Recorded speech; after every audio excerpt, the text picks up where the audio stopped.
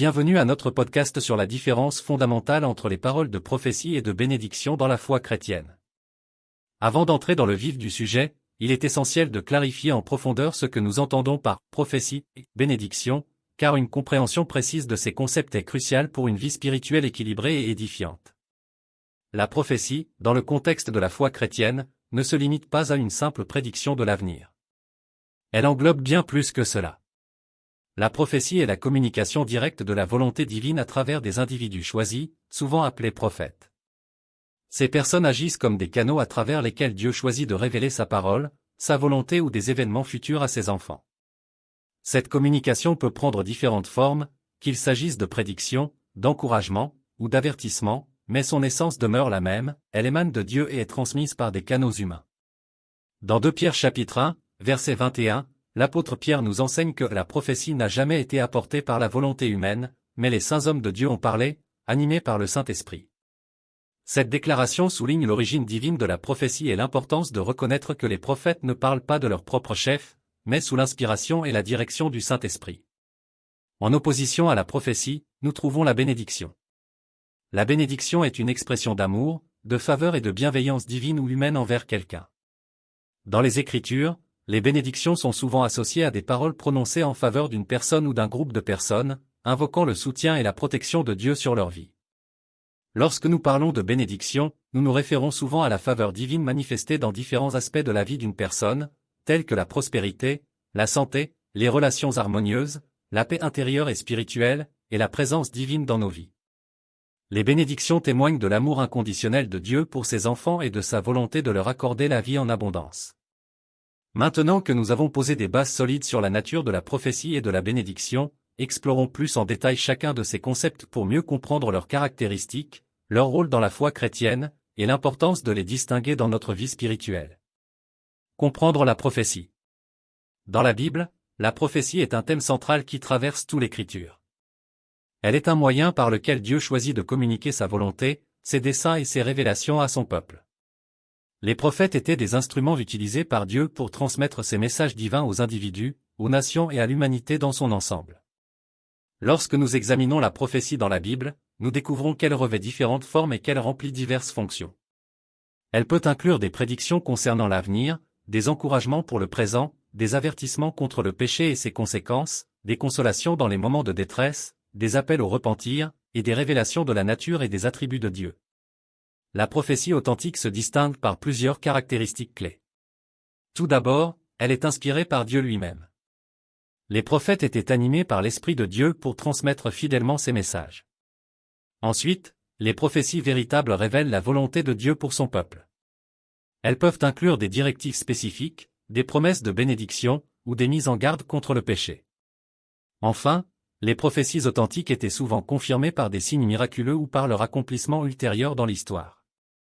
Dans le livre d'Amos chapitre 3, verset 7, il est écrit « Car le Seigneur, l'Éternel, ne fait rien sans avoir révélé son secret à ses serviteurs les prophètes. » Cette déclaration souligne l'importance de la prophétie comme moyen par lequel Dieu communique sa volonté à ses enfants. Les prophètes de l'Ancien Testament étaient des messagers choisis par Dieu pour transmettre sa parole à Israël et aux nations environnantes. Ils étaient souvent appelés à dénoncer le péché, à appeler au repentir et à annoncer des jugements et des restaurations divins. Enfin, il est crucial de reconnaître que la Bible met en garde contre la fausse prophétie.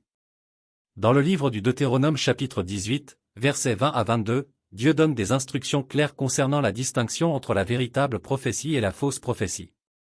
Il met en garde contre ceux qui prétendent parler en son nom sans avoir reçu de lui de véritables révélations. Les faux prophètes sont sévèrement condamnés, car ils égarent le peuple loin de la vérité divine et encouragent la désobéissance. Discerner la bénédiction. Maintenant que nous avons exploré en profondeur la nature de la prophétie, tournons-nous vers la bénédiction. Dans les Écritures, les bénédictions sont souvent associées à des paroles prononcées en faveur d'une personne ou d'un groupe de personnes, invoquant le soutien et la protection de Dieu sur leur vie. Les bénédictions, telles qu'elles sont décrites dans la Bible, sont des expressions de l'amour et de la faveur de Dieu envers ses enfants.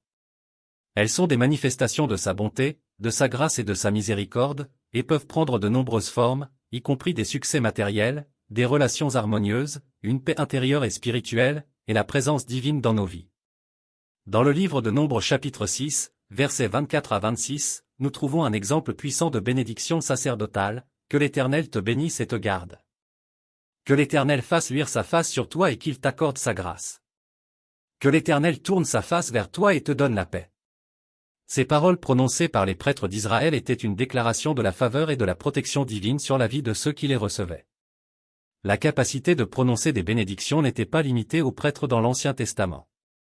Dans le livre de Deutéronome chapitre 28, versets 1 à 2, Dieu promet des bénédictions à son peuple s'ils obéissent à ses commandements, si tu obéis à la voix de l'Éternel, ton Dieu, en observant et en mettant en pratique tous ces commandements que je te prescris aujourd'hui, l'Éternel, ton Dieu, te donnera la supériorité sur toutes les nations de la terre.